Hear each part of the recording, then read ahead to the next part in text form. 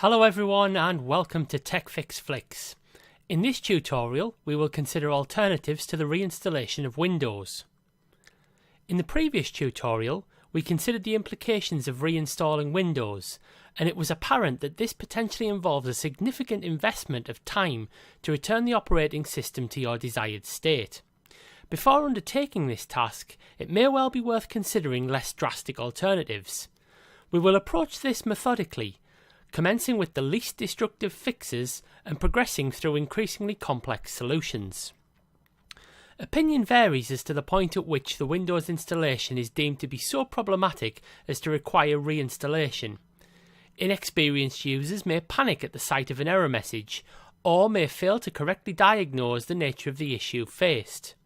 The old adage holds that around 90% of IT failures can be cured by switching the device off and on again, and certainly any error message which appears only once, fails to replicate, and does not survive the device being powered off should not be a cause for immediate concern. To restart or shut down the device, simply click on the Start icon in the lower left corner of the screen, scroll up to the Power icon and select the appropriate option from the menu which appears. If you opt to shut down, you will need to manually restart the device using its power button. If you choose to restart, the device will automatically shut down and power up again. Should your error fail to reappear, you may wish to view it as a one-off and take no further action. However, should the error persist, it is time to escalate your resolution effort to the next level. The next level is to perform a search using Google or an alternative search engine of your choosing. It is entirely likely that other users have experienced the same issue and have sought advice from the internet. Should your error message contain specific wording, you should copy that wording verbatim into the search engine and attempt to follow suggested advice to resolve it. YouTube may also have a video demonstrating a solution to the problem. Issues commonly arise from installation of third-party software, as the huge array of possible hardware and software combinations can lead to conflicts which can destabilize the system. If you have recently installed a new piece of software, or an error message clearly originates from a particular program, uninstalling that software may restabilize the device. You can then seek to either reinstall the troublesome software or seek an alternative which does not conflict with your existing system.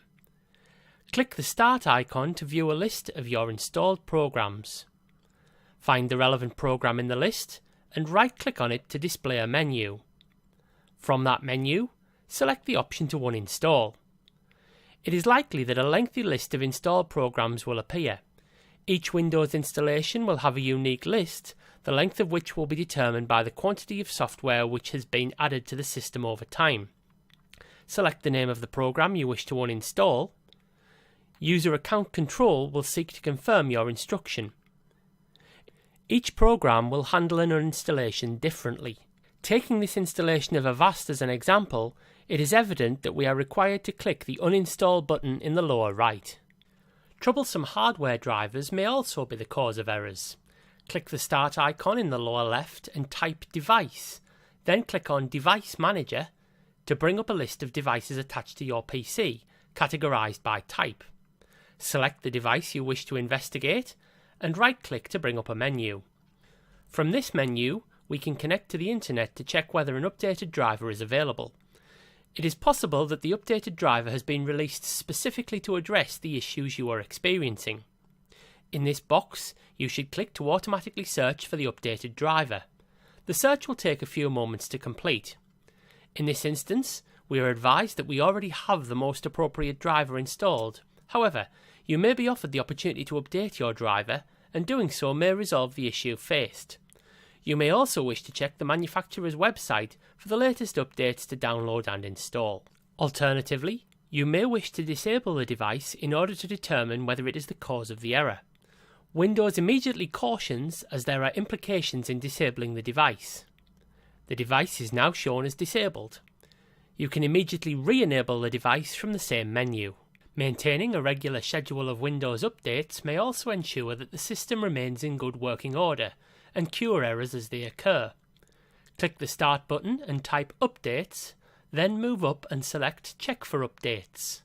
Click the appropriate icon to check for updates and allow the system sufficient time to download and install, repeatedly if necessary, until there are no further available updates. A series of dots will move from left to right to indicate that Windows is continuing to process. You may need to restart your device for updates to take effect. As well as updates for the operating system itself, individual programs will update independently.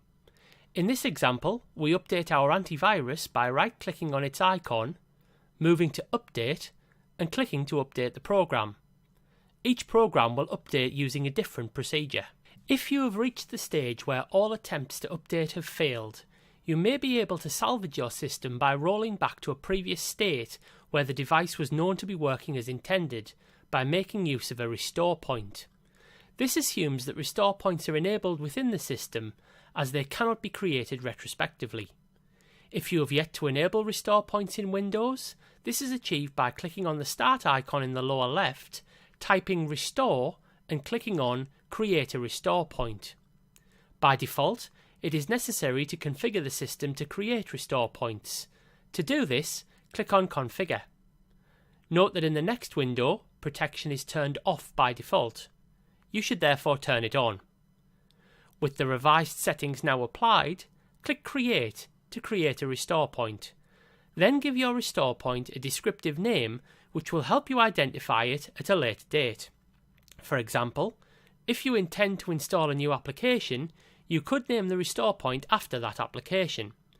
You will then have a named point in time to which you can revert if necessary in future.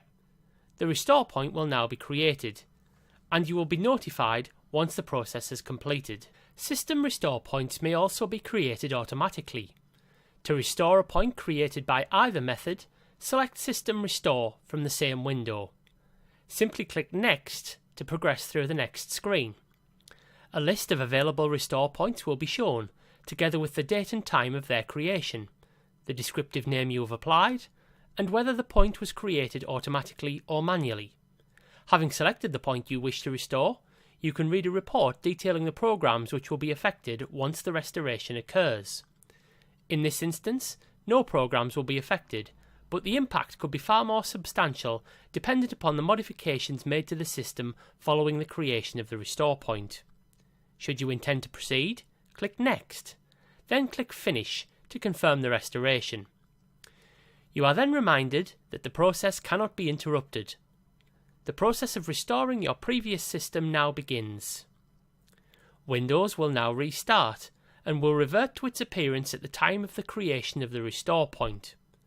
This process may take a short while, and you may wish to leave the computer to finish processing. You can then log back onto Windows as normal, where you will be advised that the system has been restored. You could also restore the system from a previously created full system image. There are 4 prerequisites for this. Firstly, you should have prepared a Windows installation media, as set out in the 3rd tutorial in this series. Secondly, you also need to have a previously created full system image and have that image saved to a separate portable drive. Again, the steps required to do this are set out in the 3rd tutorial in this series. You need to have both your installation media and your full system image drive plugged into the system. Finally, you need to change the boot sequence in BIOS to ensure that the device boots from the installation media instead of your primary hard drive. Again, the steps to achieve this are covered in the 3rd tutorial. With each of these steps performed, powering on your device will bring up this screen, and you should press any key to boot from the installation media. Your computer will now boot by loading the software contained on the installation media, and you will be taken to Windows Setup screen. In the 4th tutorial, we will exclusively focus upon the option to install now, but at this point we are intending to repair our existing installation and therefore should click on Repair Your Computer. You are presented with 3 options and we opt to Troubleshoot. Here we see a number of options which can potentially be used to rescue a failing system. As we have a fully prepared system image to save to an attached drive, and we are confident that that image contains a functioning backup of our system, we choose this option. At the next screen, we select Windows 10 as the only operating system for recovery. By default, Windows will offer to restore the system image which was created most recently. Note that you can also select the system image if you have more than one available. In this instance we do not, so there is no difference between the options. You can optionally format and repartition the disks to match the layout of the system image. We choose to do this, although you may wish to consider this option carefully in the event that you have additional partitions containing valuable data. You are reminded as to the details of the image which you are about to restore to your device, and warned that this image will replace your existing Windows installation with its content. Once you have selected this option, you may wish to take a break as the system is re-imaged. Your device will automatically restart at the conclusion of this first phase, or you can save 60 seconds by clicking Restart Now. Windows will then restart, and you will be taken to the normal login screen, before continuing to the Windows desktop. What you see here will reflect the status of the device at the moment it was imaged, and therefore the difference between this and your previous installation will be a reflection of how recently the image was created. Finally, we cover the options to refresh and reset Windows. To access these functions, click the Start icon in the lower left corner, type Recovery and click Recovery Options. Whether you are looking to refresh or reset, and we will define each of these shortly, click on Get Started under Reset this PC. This selection screen highlights the crucial difference between refresh and reset. In a refresh, your files are retained, whilst all of your settings and any applications, i.e. the programs you have installed, will be removed. The reset is more comprehensive, leaving you with an entirely fresh install with all personalisation deleted. We will explore each of these in turn, although the process is largely similar in its initial steps. We have initially selected the option to keep my files, so this is a refresh. We are immediately advised as to the consequences of the refresh. In this minimal installation, we are advised that we will be losing our antivirus, web browser and OneDrive, and we will need to reinstall these after the refresh has concluded if we wish to. In a real-world scenario, it is likely that this list will be far more heavily populated, and there will be a considerable quantity of post-refresh installation work to accomplish. Windows again sets out that it will be removing all apps, programs and settings, leaving your personal files only. Pressing Reset will commence the operation. There is another opportunity for a brief break as the system processes the request. The device will restart automatically and progress unaided through a number of setup screens. You will be welcomed to the refreshed installation. As you have retained your personal information, you can log back into the system as normal. This will not be the case with a reset. Once logged in, a few moments of additional preparation are required, although no user input is necessary at this stage. Finally, you will revert to the familiar Windows desktop, displaying a welcome screen from Microsoft Edge. Now we rewind to our initial selection between refresh and reset. This time we have chosen the more extensive option to reset. In the event that there are multiple drives attached to the system, you have the option to reformat them all. The next screen allows you to securely erase these drives, which would be useful in the event that the machine is leaving your possession in order to prevent the recipient recovering your data. However, as this installation is purely for us, we choose to just remove my files. Windows advises as to the consequences of the reset, which are more comprehensive than the refresh, with a truly blank slate devoid of any personalisation resulting. Once you accept this option, the resetting process begins. It follows the refresh process until the requirement for personalisation prompts the appearance of Cortana.